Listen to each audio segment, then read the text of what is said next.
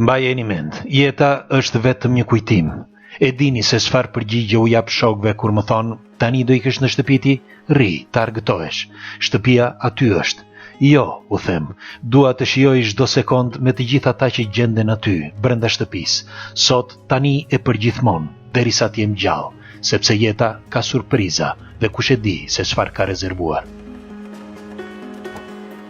Jeta është shumë e shpejtë, ndonjëherë edhe e shkurtër. Çdo gjë duket sikur ka ndodhur dje, dhe nëse kupton këtë, padyshim nuk e humbet kohën kot. Kur shkova në Llakatund herën e fundit, në mall pas shkollën ku kam bërë filloren, dhe më dhembi. Ishte rënuar dhe braktisur totalisht, por syt nuk lodheshin duke parë çdo cep të saj. Lotët që binin mbi tokën e thatë përzieshin me kujtimet e viteve të fëmijërisë. Klasa ku ulesha ishte bërpis, plot me lagështi dhe me copa të gëlqerës së tavanit. E pastrova, por nuk pash asnjë fytyrë nga shokët e klasës. Një pjesë prej tyre nuk jetojnë më, dhe kjo më vrau akoma më shumë.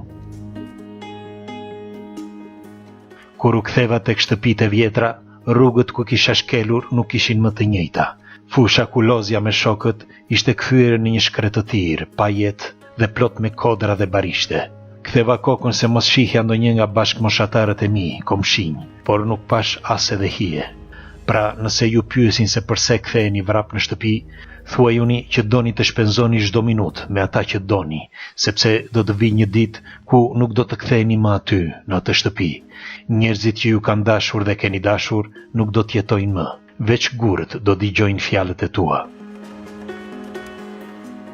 Ishin vetëm disa minuta kur takova Sokolin, shokun e fëmijërisë, por askush nuk e kishte parashikuar se ajo do të ishte hera e fundit. E si mund të harroj Selamin, shokun e bangës së 8 vjeçares, që më tha, ha more kodosh, ke rritur flokët e gjata, a? Ja çfarë bën demokracia, dhe nga ajo ditë nuk e pash më. Po Dimitrin, që u rritëm që kur ishim të vegjël, dhe nuk jeton më. Po ato nënat shamizezaj që lëviznin lart e poshtë dhe i jepnin jetë fshatit. Apo ata pleq me duar mbrapa, që pa çkase nga të ronin emrin tënd, si mund të harrohen. Sa nga ju lotohen kur peizazhi apo pemët e një vendi të fëmijërisë nuk është më i njëjtë.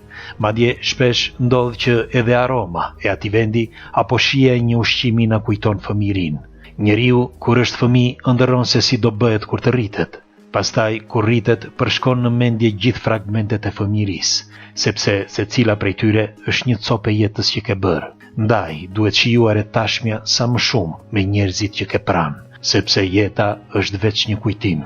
Në këtë video do dëshiroja që të gjithë ju që e dëgjuat të lini qoftë edhe një koment të vogël, sepse shumë prej jush e di që ngurojnë, por kjo është jeta dhe ekzistenca ndonjëherë shprehet edhe me një koment të thjeshtë. Ju përqafoj të gjithëve dhe kalofshi një ditë të bukur.